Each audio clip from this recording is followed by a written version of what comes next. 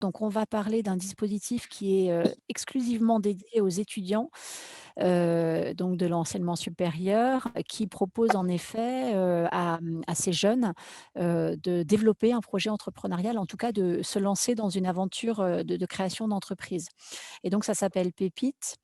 Donc, c'est un dispositif qui est assez récent, de 2014, qui a été lancé par le ministère de l'Enseignement supérieur, de la Recherche et de l'Innovation, et qui avait pour ambition finalement d'éviter la fuite des cerveaux et de proposer à ces étudiants, simultanément au suivi de leur cursus, de développer un projet de création d'entreprise s'ils en avaient un.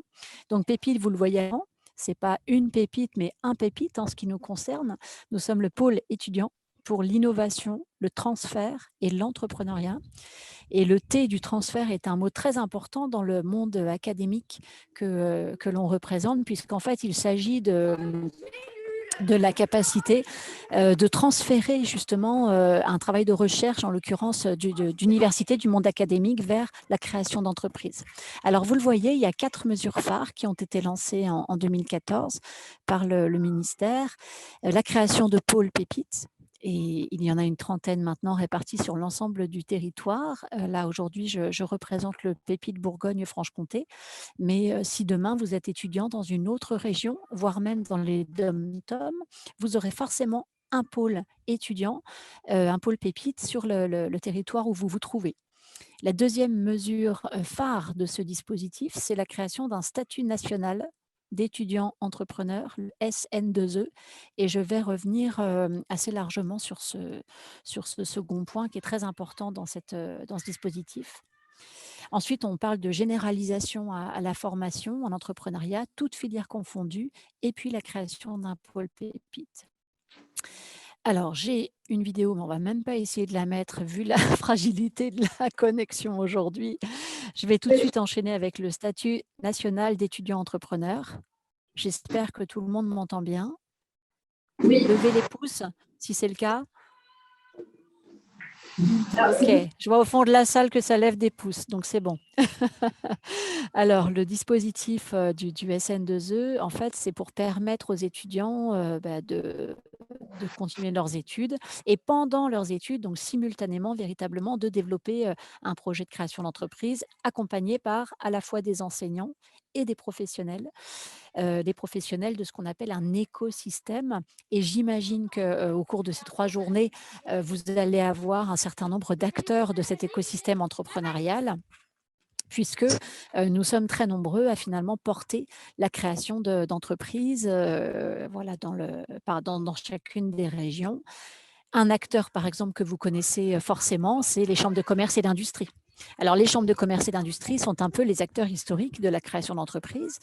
Le pôle Pépite que je représente aujourd'hui, il est exclusivement dédié, réservé aux étudiants. Donc, en fait, pour pouvoir bénéficier de l'accompagnement par un pôle Pépite, vous devez être étudiant ou jeune diplômé de moins de 3 ans. Et vous le voyez, c'est un statut qui donne droit à un aménagement de l'emploi du temps, notamment la substitution du stage, pour ceux qui le souhaitent. Substitution du stage par le développement de son projet, mais je vais y revenir après. Alors, il y a beaucoup d'avantages à ce statut. D'ailleurs, à ce stade, je tiens à préciser qu'on ne parle pas de la forme juridique d'auto-entrepreneur que certains d'entre vous dans la salle doivent connaître, j'imagine. On a beaucoup de jeunes qui aujourd'hui se constituent en auto-entreprise. L'auto-entreprise est une entreprise individuelle. C'est une forme juridique de société, comme vous en avez d'autres, des SARL, des SAS par exemple. On parle bien là de nature juridique qui vous permet de facturer une prestation et d'encaisser des recettes en face. Là, on parle du statut national d'étudiant entrepreneur qui n'est pas une forme juridique d'entreprise, mais qui est véritablement une certification qui vous est donnée par le ministère de l'Enseignement supérieur et qui atteste de votre démarche conjointe de suivre un cursus donc dans l'enseignement supérieur et vouloir développer un projet de création d'entreprise. Alors, beaucoup d'avantages donc au SN2E, le statut national d'étudiant entrepreneur. D'abord, c'est l'accès aux outils et aux ressources du Pépite. Donc, un certain nombre de formations, une sorte de boîte à outils finalement de la création d'entreprise avec un certain nombre de composantes, mais j'y reviens après. Et vous accédez également, grâce à ce SN2E, aux ressources de nos partenaires, qui sont donc ces fameux acteurs de l'écosystème entrepreneurial qui existe dans chaque région de France et même bien sûr à l'étranger. Sachant que justement l'un des objectifs du Pépite est aussi d'ouvrir les étudiants entrepreneurs sur un réseau qui peut leur permettre de conforter finalement cette démarche entrepreneuriale, peut-être en trouvant des financeurs ou en trouvant un partenaire technologique ou en trouvant un partenaire qui vous aide à protéger sur le plan intellectuel votre innovation. Donc voilà, on est sur un certain nombre d'acteurs qui chacun a sa spécialité et son périmètre d'intervention. Donc le SN2E vous permet d'accéder aux outils du Pépite, mais aussi de ses partenaires, absolument gratuitement, hein. Voilà, c'est quelque chose qui est totalement pris en charge et qui est gratuit pour tous les étudiants. Un autre avantage du SN2E, c'est l'accès à une communauté d'étudiants entrepreneurs, notamment à l'occasion des ateliers de coworking. C'est aussi, je l'ai déjà évoqué, la possibilité d'aménager son parcours de formation avec un temps que normalement dans chaque cursus universitaire ou en tout cas d'enseignement supérieur, vous devez dédier à un stage en entreprise. Le fait que Pépite soit un dispositif porté par le ministère de l'enseignement supérieur permet, pour les étudiants qui le souhaitent, et si la formation en est d'accord, permet à l'étudiant de ne pas faire ce stage en entreprise, mais de passer le temps, ces quelques mois, à développer un projet entrepreneurial. C'est aussi l'accès à des outils de gestion d'activité qui sont communs à tous les étudiants entrepreneurs de France, et c'est enfin une reconnaissance de votre engagement entrepreneurial, puisqu'à l'issue du programme Pépite, nous vous délivrons un certificat qu'il convient de valoriser, notamment dans un curriculum vitae, parce que vous serez tous à la fin de vos études confrontés à des entretiens d'embauche. Vous aurez donc des recruteurs face à vous qui vont recevoir des profils plus ou moins similaires aux vôtres, mais le fait de pouvoir prouver et démontrer que l'on a, pendant ses études, on s'est engagé dans un projet de création d'entreprise, peu d'étudiants finalement le font dans toute la communauté nationale, et c'est un vrai élément de démarcation qui peut faire toute la différence quand vous cherchez un travail. Alors, vous êtes aujourd'hui tous concernés par ce statut, puisque vous êtes tous a priori étudiants. Enfin, je n'ai pas la composition exacte des personnes qui sont dans la salle aujourd'hui, mais je pense que la plupart d'entre vous est étudiant. Donc vous êtes parfaitement éligibles. Gardez bien en tête que si aujourd'hui ce dont je vous parle ne vous semble pas d'actualité ou prématuré, les jeunes diplômés de moins de 3 ans peuvent encore bénéficier du SN2E s'ils le souhaitent. C'est-à-dire que là, admettons que vous êtes diplômé cette année, donc en juillet 2022, vous aurez encore jusqu'à juillet 2025, si vous le souhaitez, pour pouvoir bénéficier gratuitement du programme Pépite. Alors, quelles sont les natures de projets que l'on encadre, que l'on accompagne? Vous le voyez à l'écran, il n'y a pas vraiment de conditions restrictives concernant notamment la typologie du projet. Ça peut être un projet technologique, une innovation en lien avec votre domaine de formation ou pas du tout. Ça peut être une reprise d'activité. On fait aussi du repreneuriat dans le cadre du programme Pépite. Donc, on accompagne des jeunes qui reprennent une entreprise. Ça peut être une entreprise familiale ou dans un autre cadre. Ça peut être un projet technologique ou non, d'où l'importance de protéger sa technologie. Je ne sais pas si parmi vous, il y a des étudiants en école d'ingénieurs, mais en Bourgogne-Franche-Comté, on a beaucoup d'écoles, enfin, sur Dijon, sur Montbéliard, sur Belfort, Besançon, etc. Et c'est vrai que souvent, les projets portés par les jeunes ont besoin d'être protégés. Alors, protection intellectuelle via notamment le dépôt d'un brevet, ce qui est un vrai sujet que l'on aborde à l'occasion du Pépite notamment. Donc vous voyez, toutes les natures de projets sont éligibles à notre statut. On n'est pas du tout restrictif, ni dans une nature de projet, ni s'il s'agit d'un projet individuel ou collectif. Et d'ailleurs, je reviens sur cette notion de projet collectif parce que chaque année, nous avons des étudiants avec des associés qui ont une idée de création d'entreprise. Ça peut être un associé qui est au sein de la même même formation ou issus d'une autre formation de l'enseignement supérieur, quelqu'un d'une autre région ou un jeune diplômé également d'une autre région. Et dans ce cadre-là, le PEPI de Bourgogne-Franche-Comté prend en charge à la fois l'étudiant qui est en formation sur notre territoire Bourgogne-Franche-Comté, mais prend également en charge l'accompagnement de l'autre personne, quand bien même elle est d'une autre région française. Alors, vous avez ici le périmètre d'intervention qui est le nôtre, donc la grande région. Vous êtes, voilà, sur un territoire qui est limitrophe de la région Bourgogne-Franche-Comté, mais vous êtes parfaitement éligibles tous dans vos formations à notre programme. Et donc, une fois que l'étudiant a demandé son SN2E, qu'il l'a obtenu, c'est là que l'aventure commence, puisqu'en fait, on propose 3 niveaux d'accompagnement. Un niveau d'accompagnement collectif via des espaces de coworking, un suivi individuel et puis des ateliers thématiques. Le tout représente à peu près 400-450 heures de formation sur une année scolaire, donc on va dire d'octobre à octobre ou de septembre à septembre. Donc ça paraît beaucoup, mais bon, c'est quelque chose qui est parfaitement compatible et conciliable avec ces études, puisque de toute façon, voilà, tout le monde est dans ce cas-là. Tous les gens que l'on accompagne sont étudiants. Alors, on va un petit peu plus dans le détail voir le contenu du programme proposé par Pépite. Premier contenu, premier niveau d'accompagnement, donc un accompagnement collectif via ce qu'on appelle des bootcamps, qui sont des séminaires de travail que l'on organise en format résidentiel dans un lieu qui est finalement, je vous remets la carte de Franche-Comté, qui est à peu près plus ou moins au centre de cette grande région Bourgogne-Franche-Comté, puisque c'est voilà, la limite entre la Côte d'Or et le Jura. C'est dans un lieu qui s'appelle la Saline Royale d'Arc-et-Senans, qui est un lieu qui est pour le coup très inspirant, un très beau lieu, classé au patrimoine mondial de l'UNESCO. Et donc, nous organisons 4 fois par an, 4 bootcamps, donc 4 week-ends qui sont chacun dédiés à une brique de la création d'entreprise. Alors, vous avez les 4 briques qui s'affichent à l'écran. Le premier bootcamp est dédié à la construction de l'offre. C'est-à-dire que les étudiants qui viennent nous voir, pour la grande majorité d'entre eux, n'ont pas un projet qui est très avancé. Pour la plupart, ils ont une idée, une vague idée qui est encore un peu floue, parfois ce que l'on appelle à l'état gazeux. Et on est bien, nous, dans cette phase justement d'émergence.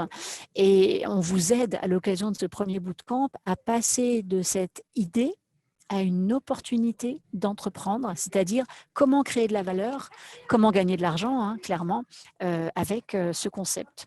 Et donc, on travaille à l'occasion de ce premier bootcamp sur ce qu'on appelle la proposition de valeur, qui est voilà, l'un des piliers fondamentaux de la création d'entreprise.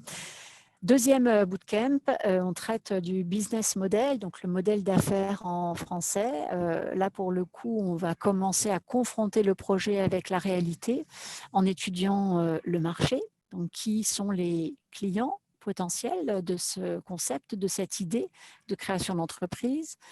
Quel est l'étalonnage concurrentiel? Est-ce qu'il y a finalement déjà des entreprises qui existent et qui proposent ce produit ou ce service que vous souhaitez développer? Si oui, quels seraient les éléments de démarcation que vous pourriez vous développer pour trouver eh bien, un créneau et pouvoir en effet développer votre concept? On parle beaucoup d'utilisateurs également, donc on crée ce qu'on appelle des personas. Quel serait l'utilisateur type de votre projet et comment il pourrait bénéficier finalement de votre offre.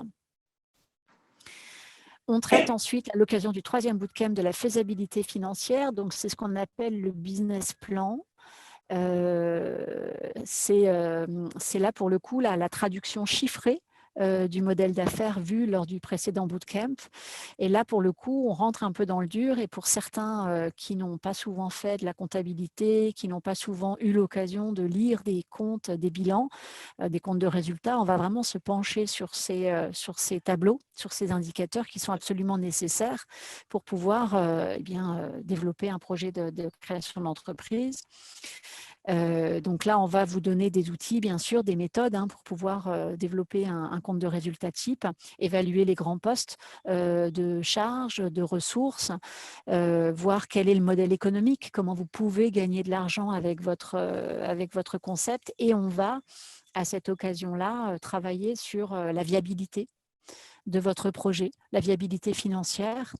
Et c'est également à l'occasion de ce bootcamp que l'on vous présente des acteurs qui sont là pour aider les jeunes créateurs que vous êtes peut-être et vous aider notamment financièrement. Parce qu'il existe aujourd'hui en France beaucoup d'acteurs dont la spécialité, la mission est de faire des prêts d'honneur ou d'autres types de prêts. Il y a vraiment beaucoup de dispositifs qui existent et qu'à mon avis, vous ne connaissez absolument pas. Et donc, on traite notamment de ces questions-là, de ces mécanismes de levée de fonds, par exemple, à l'occasion de ce bootcamp.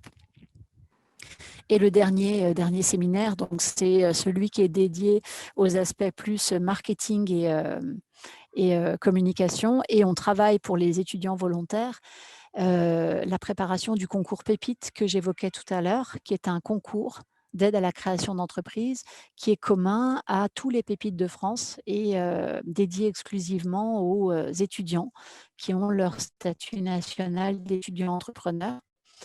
Voilà. Alors, qui intervient à l'occasion de ces bootcamps? Ce sont, vous le voyez, des intervenants experts. Ça peut être des coachs ou des enseignants, avec chacun une spécialité. Donc, on peut avoir en effet quelqu'un dédié à la conception orientée utilisateur, un coach dédié au marketing de l'innovation, au digital, au business planning, à la finance entrepreneuriale, et j'en passe. On a véritablement un pool de coachs, d'experts qui sont là pour vous accompagner à l'occasion de ces séminaires. Puisqu'en fait, il y a à la fois dans ces bootcamps des moments de plénière où tout le monde est réuni dans une même salle et où on vous donne pour le coup des méthodes, un certain contenu pédagogique. Et ensuite, vous êtes souvent répartis en sous-ateliers, donc par petites tables, regroupées 5-6 porteurs de projets différents. Et là, les coachs, en fait, viennent à vous et chacun développe votre projet, mais aussi celui des autres. Et chacun a l'opportunité d'intervenir sur le projet des voisins, etc. Et ce sont pour le coup des échanges interdisciplinaires qui sont très riches. Donc, vous l'aurez compris, ces moments de coworking sont vraiment les moments où on intègre véritablement une communauté d'étudiants entrepreneurs. Chaque année, on a une centaine d'étudiants qui constituent à peu près cette communauté. Alors, vous le voyez, les bootcamps, ils se passent en format résidentiel, les vendredis et les samedis, pour justement ne pas trop empiéter sur les cours. Donc, c'est le vendredi après-midi. On a un temps de travail le vendredi soir, jusque tard, jusque parfois minuit. Et puis le samedi, on travaille également. On a plusieurs sessions de travail le samedi matin et le samedi après-midi. Ce qui fait que c'est parfaitement conciliable avec le planning et l'organisation de vos études. Je vous ai parlé tout à l'heure de 3 niveaux d'accompagnement. On en arrive au 2e et au 3e. Donc, vous voyez le 2e niveau, ce sont des rendez-vous en fait individuels avec un mentor. Et ce sont des rendez-vous personnalisés que vous avez pour le coup seul avec ce mentor. Donc, on n'est plus du tout dans un cadre collectif, mais bien au cas par cas. Et là, ce mentor vous apporte son expertise, ses conseils, sa mise en relation avec l'écosystème. Et puis, dernier niveau d'accompagnement, ce sont des ateliers thématiques que l'on organise à peu près une fois par mois. Donc là, c'est un format webinaire. D'ailleurs, les rendez-vous personnalisés peuvent être en face à face ou en visio, en fonction de là où se trouvent les étudiants. On a par exemple des gens de Nevers qui font les rendez-vous individuels en visioconférence, bien sûr, parce que ça fait trop loin pour 1h30 d'entretien de se déplacer. Alors, les ateliers thématiques, vous les voyez, je l'espère, de manière très, très lisible à l'écran. On en organise 4, 5, 6 par an et ce sont des thématiques qui peuvent vous intéresser ou pas. Ce qui fait que ces webinaires n'ont aucun caractère obligatoire. C'est sur le mode du volontariat. Donc, les étudiants qui le souhaitent peuvent y participer ou non en fonction de ses besoins par rapport au développement, à la maturité de son projet, par rapport au sujet également du projet qu'il développe. Donc, on fait des ateliers sur, par exemple, des ateliers juridiques sur, comment, construire son statut, son contrat, comment, finalement, protéger sa technologie. Comment protéger, valoriser sa marque. On fait aussi un atelier sur, l'entrepreneuriat en mode coopératif parce qu'on a remarqué que beaucoup d'étudiants s'orientent, maintenant vers ces secteurs. Et donc c'est par exemple la création de Scope, vous savez ces entreprises qui appartiennent à leurs salariés. Voilà, donc on est vraiment là dans l'économie sociale et solidaire et donc comme cette discipline prend de plus en plus d'ampleur parmi les projets que l'on accompagne, eh bien, il y a un atelier régulièrement qui est dédié à ce sujet. Et puis on fait également un atelier sur, comment combiner les financements de projets parce qu'en fait il y a des financements publics, il y a des financements privés. Il peut y avoir des mécènes, il y a vraiment, un nombre d'acteurs assez important qui aujourd'hui, sont là pour vous aider à trouver finalement les financements nécessaires pour votre capital initial ou pour, votre investissement de départ dans le cadre de votre projet. Et il faut savoir que souvent ces, financements, eh bien, sont complémentaires. C'est-à-dire que pour pouvoir toucher tel, financement qui émanera, voilà, d'une entreprise privée, d'un fonds d'investissement privé, eh bien, il vous faudra au préalable pouvoir avoir fait, une levée de fonds et y avoir touché des, subventions publiques. Donc voilà, on vous explique un petit peu dans cet atelier, comment tout cela fonctionne. Tout à l'heure, j'ai parlé du prix Pépite, donc du concours d'aide à la création d'entreprise. Alors en effet, c'est un prix qui est organisé dans chacune des régions, françaises par le Pépite, du territoire et qui est exclusivement, destiné aux étudiants, qui ont leur SN2E et qui sont volontaires, hein. Donc c'est les étudiants qui le souhaitent, qui participent à ce concours. Donc il y a une remise régionale des prix, chaque année dans la région et une remise nationale, du, meilleur prix de chaque région à Paris. Et donc le 1 prix, c'est, 10 000 € par exemple. Et on a 1 500 à 2 000 € par, prix régionaux. Je vous ai mis dans cette slide quelques exemples, d'étudiants qui ont, été à votre place il y a, 1 an, 2 ans, 3 ans et qui finalement, ont décidé de concourir au prix Pépite et qui ont obtenu un prix. Alors vous en avez, là un certain nombre qui s'affichent, ce qui vous permet de voir d'ailleurs que, les natures de formation auxquelles s'adresse le SN2E, est très divers. Donc il peut s'agir, d'étudiants en école d'ingénieur comme, les arts et métiers par exemple, mais aussi, d'étudiants, dans une, composante, de l'université comme par exemple le STAPS ou d'une école, voilà, de commerce par exemple comme l'ESTA, hein, qui est à Belfort. Alors par exemple, je vais vous parler d'Emmanuel Fourreau. Emmanuel Fourreau, lui, il était étudiant, en école d'ingénieur et en école de commerce à Belfort-Montbéliard et il a fait un constat.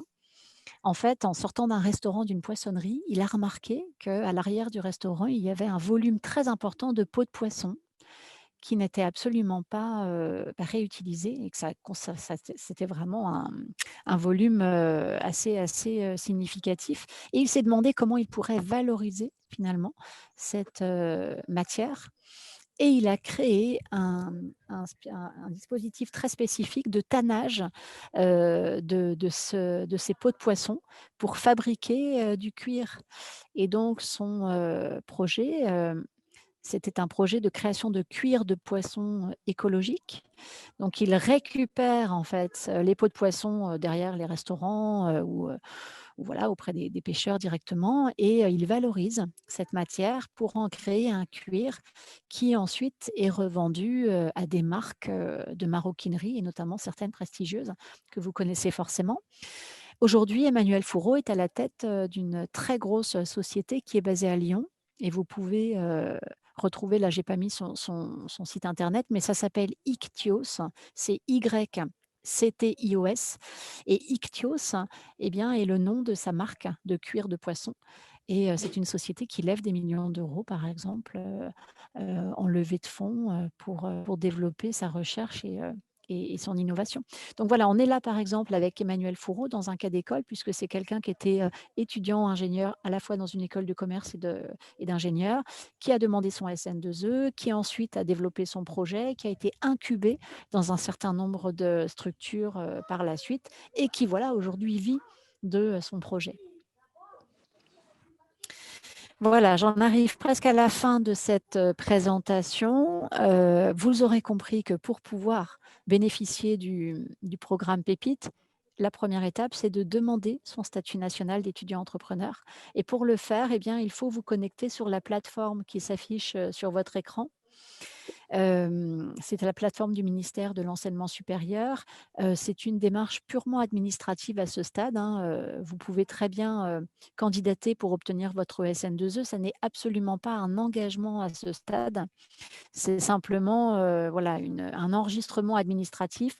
Une fois que vous aurez validé votre profil sur ce lien, sur cette plateforme, nous reviendrons vers vous pour vous inviter à venir présenter votre projet devant un jury, en l'occurrence devant des chefs d'entreprise, voilà, devant des enseignants qui vont évaluer finalement si, non pas si votre projet est bon ou mauvais, parce que quand on est un acteur de la création d'entreprise, on n'est pas là pour dire si un projet est bon ou mauvais. D'ailleurs, on serait bien à mal de pouvoir le dire parce qu'on ne le sait pas.